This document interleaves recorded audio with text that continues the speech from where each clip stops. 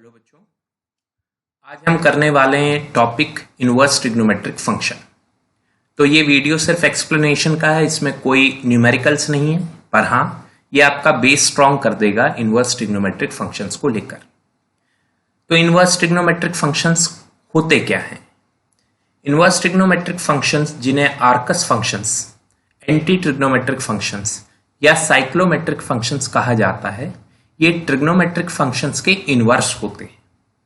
तो ये तो बड़ी सीधी सी बात हो गई, पर ये इनवर्स ऑफ अ फंक्शन का मीनिंग क्या है इसको भी देखते हैं। सपोज कीजिए एक फंक्शन है जो बाइजेक्टिव है। बाइजेक्टिव फंक्शन, बाइजेक्टिव फंक्शन वो होते हैं जो 1-1 भी होते हैं और ऑन टू भी होते हैं। ठीक है, अब ये फंक्शन डोमेन ए बी से रेंज सी डी की तरफ जाता है। ओके, और हम कहेंगे एफ एक्स बराबर वाई के।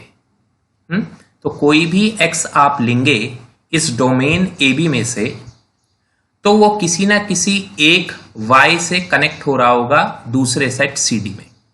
इसको अगर आप वेन डायग्राम फॉर्म में बनाएं तो ये पहला सेट है ए बी और ये दूसरा सेट है सी डी इंटरवल में। तो यहां के हर एक्स के लिए सिर्फ एक y यहां पर अवेलेबल होगा। यह है आपका फंक्शन, तो हम कहते हैं F X equal to Y. ठीक है, ये 1-1 फंक्शन है तो एक एलिमेंट से एक ही कनेक्ट होगा। ये ऑन टू फंक्शन है तो बाद वाले सेट में जितने भी y हैं उन सब के लिए कोई ना कोई x आपके पास डोमेन में होगा ही होगा। यही बाइजेक्टिव फंक्शन का मतलब होता है। तो जब भी एक फंक्शन ए बी से सी डी की तरफ जा रहा है और एक बाइजेक्टिव फंक्शन है, तो आप हमेशा इस फंक्शन का इनवर्स बना सकते हैं। इनवर्स फंक्शन जो उल्टी डायरेक्शन में चलेगा, यानी कि y से x की तरफ चलेगा।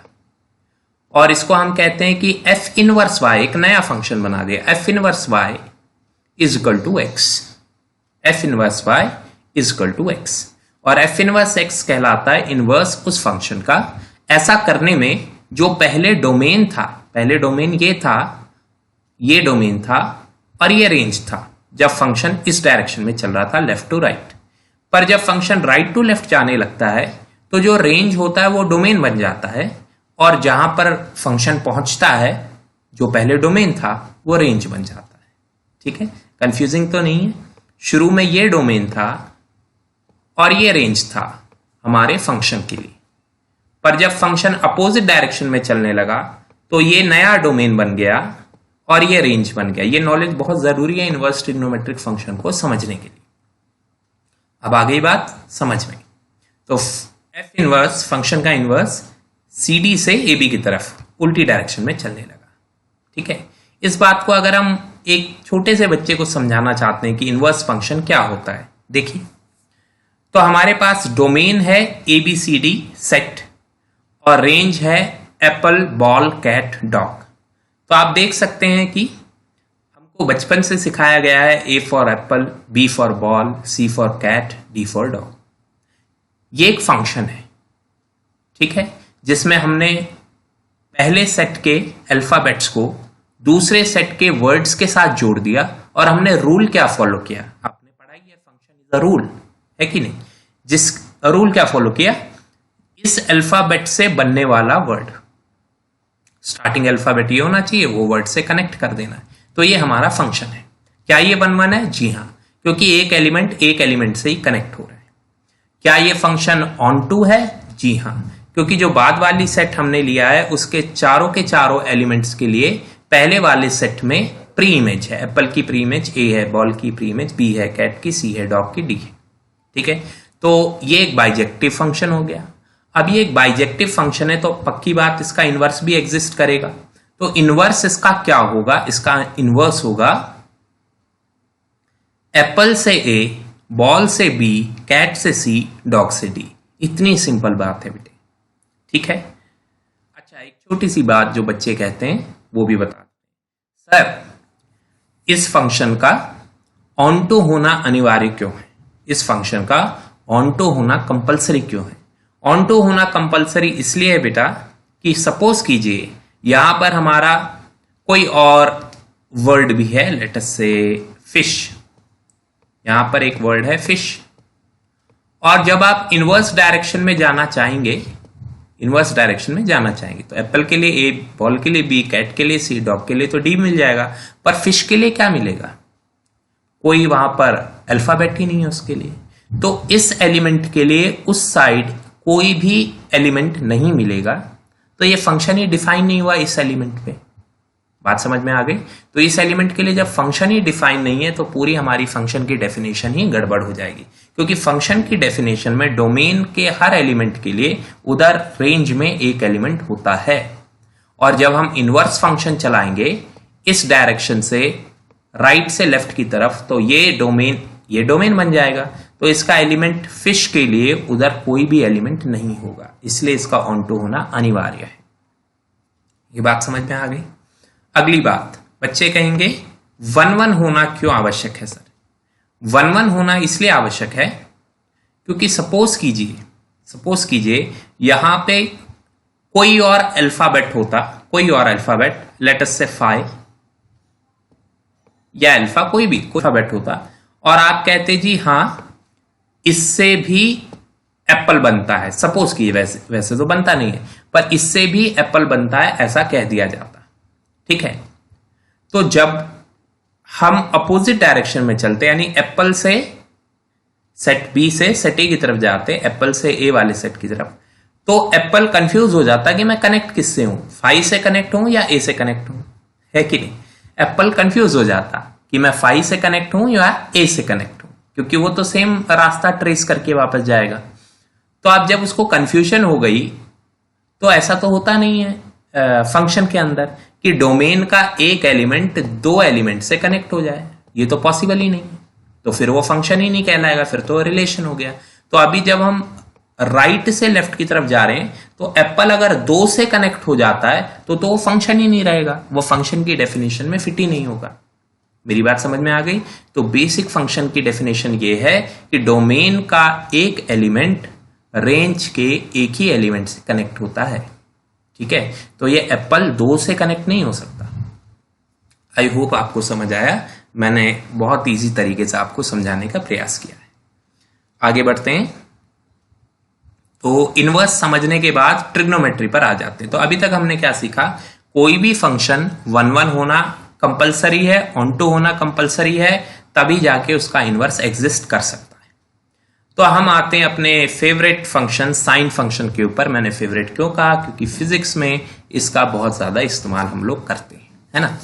तो साइन फंक्शन का डोमेन होता है रियल नंबर। जब भी मैं कहूं डोमेन, आप एक्स एक्सिस को देखो, ये पूरा एक्स एक्सिस का डोमेन है, यानी हर एक्स की वैल्यू के लिए कोई ना कोई वाई की वैल्यू जरूर एग्जिस्ट करेगी। वाई की वैल्यू एग्जिस्ट करेगी, ये कैसे पता चलेगा? उस पॉइंट पे ऊपर या नीचे देख लीजिए, ग्राफ बना हुआ है तो वाई की वैल्यू एग्जिस्ट करती है। जैसे इस पॉइंट पे वाई की वैल्यू ये 1 है, ऐसा। ठीक है जी बेटे। तो साइन का डोमेन है R और रेंज है y की मैक्सिमम और मिनिमम वैल्यू और उसके बीच की सारी वैल्यूज।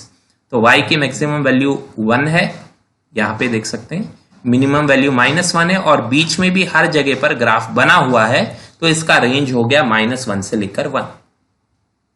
पर समस्या यह है कि ये जो फंक्शन है ये 1-1 नहीं है। अब कैसे पता चलता है ग्राफ देखकर कि एक फंक्शन 1-1 है या नहीं?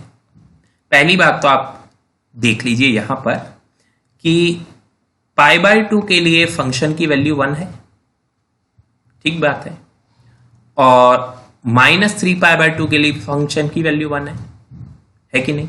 तो दो वैल्यूज π/2 पहला पॉइंट और -3π/2 दोनों के लिए फंक्शन की वैल्यू 1 है। तो बेटे π/2 और -3π/2 दोनों के दोनों 1 से कनेक्ट हो रहे हैं, तो क्या ये 1-1 फंक्शन है? नहीं, ये तो मैनी वन फंक्शन हो गया। तो मैनी वन फंक्शन होने की वजह से इसका इनवर्स बना पाना पॉसिबल ही नहीं है, इनवर्स बन ही नहीं सकता। मेरी बात सबको समझ में आ गई? दूसरी बात, 1-1 फंक्शन को चेक करने का तरीका बड़ा सिंपल है। आप फंक्शन में हॉरिजॉन्टल लाइन बनाकर देखिए।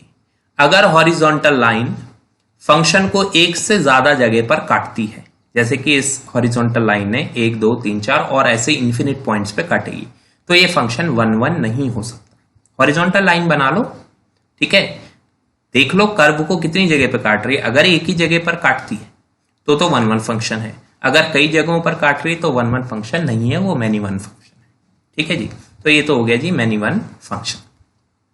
अब इस समस्या का समाधान कि इसको वन वन फंक्शन कैसे बनाया जाए, तो इसका तरीका यह है बेटा कि हम अपना डोमेन जो है वो रिस्ट्रिक्ट कर लेंगे, उतना ही डोमेन लेंगे, पूरा रियल नंबर नहीं लेंगे, छोटा सा डोमेन लेंगे जिसमें सारी की सारी रेंज आपको मिल जाए -1 से लेकर 1 तक। तो इस ग्राफ को देखिए, यहां पर फंक्शन की वैल्यू -1 है और बढ़ते बढ़ते यहां पे 1 चली गई। तो हमें ये पूरा कर्व स्टडी करने की आवश्यकता नहीं है, हम सिर्फ -π/2 से π/2 तक भी अगर स्टडी करें तो हमें फंक्शन की सारी रेंज वैल्यूज मिल रही हैं। ठीक है, और अगर सिर्फ आप इतने से कर्व को देखेंगे, सिर्फ इतने से कर्व को, तो इसमें हॉरिजॉन्टल लाइन बनाने में कर्व सिर्फ एक ही जगह पे कट रहा है, एक ही जगह पे कट रहा है, यानी कि ये कहीं पे भी बना लीजिए, है ना, ये है ही नहीं, ये है ही नहीं, इनको भूल जाइए। तो यानी ये वन वन फंक्शन बन जाएगा -π/2 से π/2 में। आई होप समझ आ गया।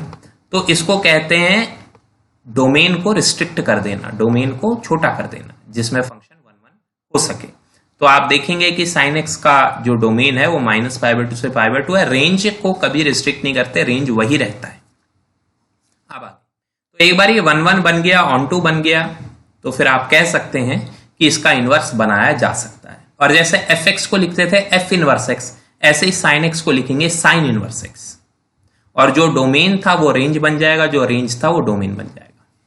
अब बताओ बात समझ में आ गई ना। दूसरी बात, इसका ग्राफ बनता कैसे है। इसका ग्राफ बनाने का बड़ा सिंपल सा तरीका है, मैं आपको यहीं पे बता देता हूं। तो हम सिर्फ इतना ग्राफ देख रहे हैं, पहली बात तो ये देख लीजिए, सिर्फ इतने ग्राफ की हम स्टडी कर रहे हैं। ठीक है, यहां से लेकर यहां तक, जस्ट इतना। तो इनवर्स का ग्राफ कैसे बनाना है, पहले इस ग्राफ को आप एंटी क्लॉकवाइज घुमाइए, एंटी क्लॉकवाइज इस ग्राफ को घुमा दीजिए। कितने डिग्री से? 90 डिग्री से। ठीक है, 90 डिग्री से इसको एंटी क्लॉकवाइज घुमाइए, अपना मोबाइल भी आप घुमा के देख सकते हैं, तो आपको पता चलेगा कि क्या मिलेगा। तो एंटी क्लॉकवाइज घुमाने के बाद ये मिलेगा, मैं यहां छोटा सा बना के दिखाता हूं, ये है। तो एंटी क्लॉकवाइज घुमाया हमने, तो होगा ये वाला, ये जो है ये आ जाएगा आपके पास ऐसे। ठीक है, और ये वाला पोर्शन ये आएगा ऐसे। तो पहला काम है एंटी क्लॉकवाइज घुमाना, आप घुमा के देख लीजिए, आपको यही मिलेगा। ठीक है, एक बार एंटी क्लॉकवाइज घुमा दिया तो नेक्स्ट स्टेप ये है कि इसको फ्लिप कर देना है, फ्लिप कर देना है। जैसे कि आपने यहां पे मिरर रखा हो, तो इसकी मिरर इमेज क्या बनेगी। ठीक है, तो होता यह है, लेफ्ट वाला राइट में और राइट वाला लेफ्ट में चला जाता है। तो पहले स्टेप में एंटी क्लॉकवाइज घुमाना है, दूसरे स्टेप में लेफ्ट वाला राइट में, राइट वाला लेफ्ट में। तो ये वाला इधर आ जाएगा और ये वाला इधर आ जाएगा, और ये बन जाएगा आपका इनवर्स फंक्शन। देखिए ये बनाया ना मैंने, ये रहा। ठीक है जी। दूसरी बात, जो इसका ये पूरा था रेंज, डोमेन, वो अब रेंज बन जाएगा। तो डोमेन इसका था -π/2 से π/2, तो अब ये देखिए -π/2 से π/2 इसका रेंज बन जाएगा, नीचे से ऊपर तक -π/2 से π/2। तो ये इसका डोमेन अब रेंज बन गया। ठीक है बेटे, और जो पहले इसका रेंज था, रेंज कहां से था, -1 से, ये -1 था ना, 1 तक ये रेंज था। अब ये डोमेन बन जाएगा, ये -1 है और ये 1 है। अब बताइए कोई दिक्कत तो नहीं है इसमें, ग्राफ बनाना आ गया। अब इसका यूज क्या है। देखो कैलकुलस तो पूरी इनवर्स ट्रिग्नोमेट्री के भरोसे है, इसकी सब्स्टिट्यूशंस और ये सब करने से कैलकुलस आसान बनती है, डुएबल बनती है। अगर इनवर्स ट्रिगो नहीं होता तो कैलकुलस में बड़ी समस्याएं होती। ठीक है, तो यूज तो ये है। अब sin π/4 होता है 1/√2, पता ही है आपको, जैसे A फॉर एप्पल। तो इनवर्स में क्या कहेंगे, एप्पल फॉर बता दीजिए। तो आमतौर पर ट्रिग्नोमेट्री में कहेंगे sin π/4 कितना, 1/√2। और कोई आपसे कहे अच्छा ये बताओ साइन की वैल्यू 1/√2 कब आती है, साइन की वैल्यू 1/√2 कब आती है, तो आप कहेंगे साइन की वैल्यू 1/√2 π/4 पे आती है। लिखने का तरीका, जैसे हम लिखते हैं fx इजकल टू वाई को x को लेफ्ट में रखकर f उधर भेजते हैं और बना देते हैं f इनवर्स। सिंपल जब फंक्शंस पढ़ते हैं, पहला चैप्टर जो आपने पढ़ा है उसमें यही सीखा होगा आपने, f को उधर ले जाएंगे, ऐसे इनवर्स बना देंगे, ठीक है। इसी प्रकार से साइन को उधर ले जाएंगे, साइन इनवर्स 1/√2, तो π/4 आ जाएगा। अच्छा, अगर हम डोमेन रिस्ट्रिक्ट नहीं करते, सपोज कीजिए, सब छोड़ दीजिए, मैथ्स के रूल्स को छोड़ दीजिए, सिंपल सी बात करते हैं। मैं आपसे कहता साइन की वैल्यू 1/√2 कब आती है? क्या आप एक वैल्यू दे पाते? आप उसका आंसर ही कभी नहीं दे पाते, क्योंकि उसमें इतनी सारी वैल्यूज पॉसिबल हो जाती कि आप कहते भाई ये तो इन्फिनिट वैल्यूज हैं जिन पर ये हो सकता है, और आपका आंसर ऑब्वियसली n की टर्म्स में आता। तो देखिए π/4, साइन π/4 पे फंक्शन की वैल्यू 1/√2, या ये होगी 1/√2, ठीक है। अब ये 1/√2 कितनी जगह वैल्यू आ रही है? यहां पर भी आ रही है, यानी इस x की वैल्यू के लिए, फिर आगे भी आएगी। अच्छा, इधर भी आ रही है, इधर भी आ रही है ना, ये पूरी हाइट, तो कितनी सारी x की वैल्यूज है। पर जब हम अपना डोमेन रिस्ट्रिक्ट कर देते हैं, तो यानी हम इतने ही कर्व की स्टडी कर रहे हैं, तो हम कहेंगे हाँ साइन π/4 1/√2 है और साइन इनवर्स 1/√2 π/4 हो जाएगा। वरना हम ढूंढते रहते कि 1/√2 वैल्यू कहाँ कहाँ आती है। समझ में आ गई बात? इसलिए ये सब करना जरूरी होता है। आगे बढ़ते हैं, कॉस की स्टडी करते हैं। तो अभी पहले में ज्यादा टाइम ले लिया, अब ज्यादा टाइम नहीं लेंगे, वरना आप बोर हो जाएंगे, पूरा भी नहीं देखेंगे और कहेंगे अब तो हमको आ गया। तो थोड़ा जल्दी जल्दी करेंगे। यह है बेटा कोसाइन का कर्व, काफी कुछ साइन की तरह ही लगता है, बस इसका जो स्टार्टिंग है वो यहां से होता है। एक वीडियो अलग बनाऊंगा, साइन कोसाइन इनका नाम कैसे पड़ा और इनमें क्या रिलेशन है, अलग बनाएंगे।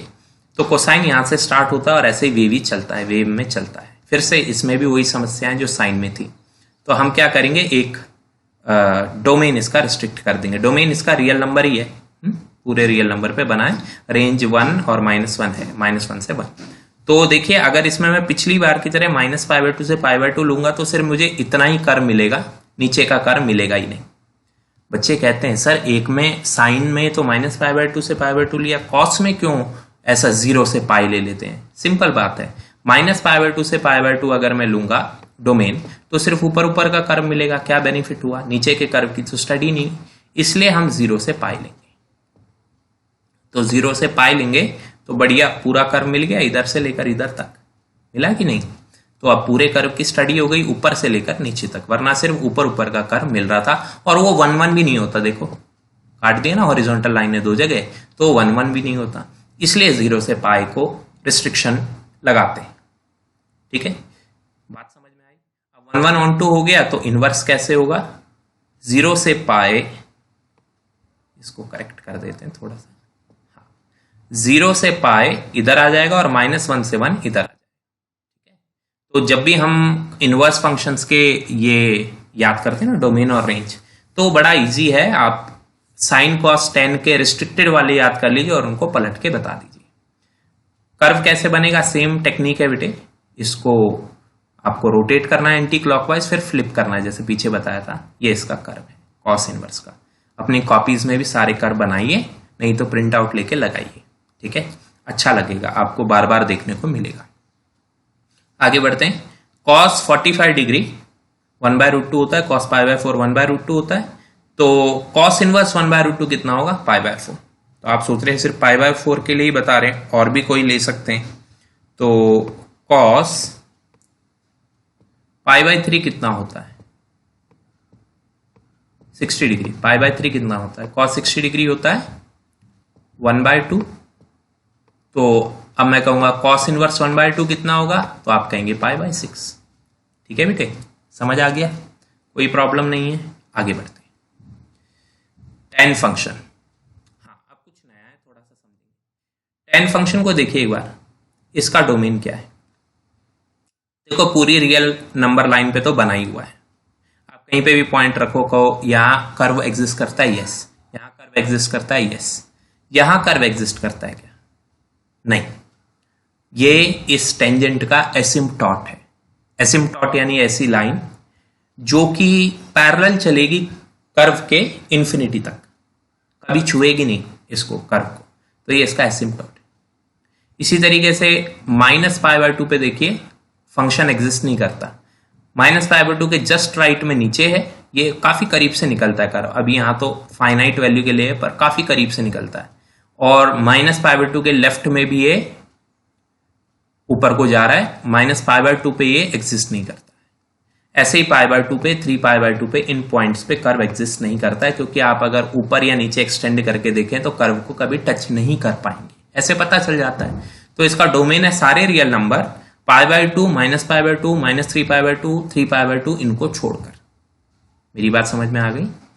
तो फिर ये जो -π/2, π/2, 3π/2, -3π/2 इनको जनरली कैसे लिखेंगे? 2n+1 π/2। तो जो इसका डोमेन है वो है रियल नंबर -2n+1 π/2। ठीक है, अब यहाँ n की वैल्यू 1 या -1 कुछ भी पुट करके देखो, 2 या -2, 3 या -3, 4 या -4, आपको सारे पॉइंट मिल जाएंगे जहां पर ये एग्जिस्ट नहीं करता है। और इसका रेंज क्या है? रेंज यानी y की वैल्यू। तो y की मैक्सिमम वैल्यू ये इन्फिनिटी तक जा रहा है कर्व, और y की मिनिमम वैल्यू भी ये इन्फिनिटी -इन्फिनिटी तक जा रहा है। तो y की मैक्सिमम वैल्यू है +∞ और मिनिमम वैल्यू है -∞, इसलिए इसका रेंज है r। पर क्या ये 1 1 है? नहीं, क्योंकि हॉरिजॉन्टल लाइन देखिए कितने जगह पर कर्व को काट रही है। ठीक है, तो फिर इसका भी हमको डोमेन जो है वो रिस्ट्रिक्ट करना पड़ेगा, और इसका डोमेन भी हम -π/2 से π/2 लेते हैं, क्योंकि -π/2 से π/2 में कर्व की पूरी स्टडी हो जाती है। कोई बच्चा कह सकता है सर -3π/2 से ये क्यों नहीं ले लेते, या ये, क्योंकि हम सब में ना सिमिलैरिटी चाहते हैं। जैसे साइन के लिए ले लिया -π/2 से π/2, तो tan के लिए भी उसी ब्रांच की स्टडी करना काफी है, वरना करने को तो इस पे भी स्टडी की जा सकती थी, पर सब में यूनिफॉर्मिटी रहे इसलिए हमने इसको भी -π/2 से π/2 लिया। 0 से पाई तो आप देखिए खुद कॉमन सेंस लगा के, 0 से पाई में तो सिर्फ ऊपर ऊपर वाले ग्राफ की स्टडी होती, नीचे स्टडी नहीं हो पाती, इसलिए -π/2 से π/2। अगली बात, -π/2 पर तो ये एग्जिस्ट करता नहीं है, π/2 पे भी ये एग्जिस्ट नहीं करता, तो क्लोज इंटरवल मत लगाना, ओपन इंटरवल, यानी -π/2 से π/2 के बीच में स्टडी हो रही है। बात समझ में आ गई? ऐसा, और रेंज में कभी चेंज नहीं होता।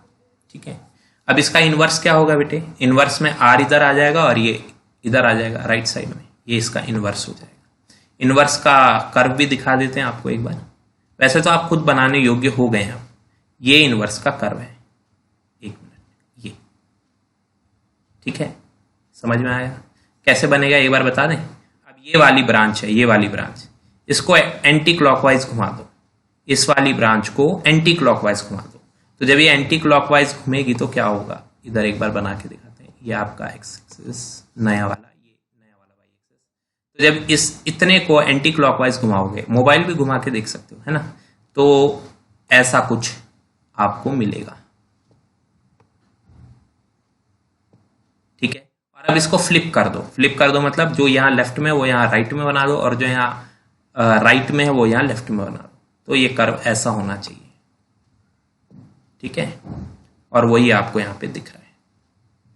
तो ये कर्व बनाना भी आप सीख गए, और डोमेन रेंज याद करना भी आपको आसान रहेगा। मैं फिर से कह रहा हूँ, ट्रिग्नोमेट्री की जो बाउंडेड हमने लिए हैं, नया वाला डोमेन लिया है, रिस्ट्रिक्टेड डोमेन, वो मेमोराइज कर लो, उससे हो जाता है। और यहाँ तो ये बेसिक है, 10π/4 1 होता है, तो tan इनवर्स 1 π/4, 10π/6 tan 30 डिग्री 1/√3 होता है, तो tan इनवर्स 1/√3 हो जाएगा π/6। ठीक है, आगे बढ़ते हैं। कॉट सेम है, कुछ नया तो नहीं है, tan की तरह ही ग्राफ है। ठीक है, और कहाँ कहाँ एग्जिस्ट नहीं कर रहा है? 0 पर नहीं कर रहा है, पाई पर नहीं कर रहा है, -π पर नहीं कर रहा है, 2π पे, -2π पे। तो आप ये समझ गए कि n π पर ये एग्जिस्ट नहीं करता है, n π पर, इसलिए हमने कहा डोमेन है रियल नंबर -nπ।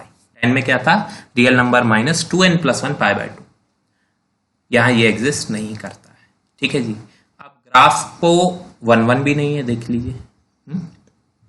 तो ग्राफ को हम 0 से पाई के बीच में स्टडी करेंगे, 0 से पाई के बीच में। देखिए पूरा ग्राफ आपको क्लियरली 0 से पाई में मिल जाएगा। और हाँ, ये 0 पे एग्जिस्ट नहीं करता, पाई पर भी एग्जिस्ट नहीं करता है, तो वहां पर आपको ओपन इंटरवल बनाने पड़ेंगे। तो हमने लिखा 0 से पाई ओपन इंटरवल से रियल नंबर की तरफ ग्राफ जा रहा है। ठीक है, अब इनवर्स बनाएंगे अगर इसका, तो r इधर आ जाएगा, 0 से पाई इधर आ जाएगा, ओपन इंटरवल।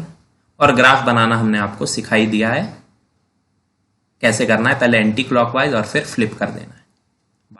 गई, तो ये भी आपका हो जाएगा। अच्छा, फिर से आप ये ऑब्जर्व कीजिएगा कि जो कॉस में था ना 0 से पाई, दिखा दें एक बार, कॉस इनवर्स में 0 से पाई क्लोज इंटरवल, क्योंकि वो तो 0 पाई पे एग्जिस्ट करता है, ठीक है। ऐसे ही कॉट में भी 0 से पाई है पर ओपन इंटरवल है। इसी तरीके से साइन में -π/2 से π/2 क्लोज था, और tan में -π/2 से π/2 ओपन है। मैं तो हमेशा कहता हूं मेमोराइज करने से अच्छा। तो अब हम कर रहे हैं सीकेंट फंक्शन का ग्राफ। तो देखिए बेटे, सीकेंट फंक्शन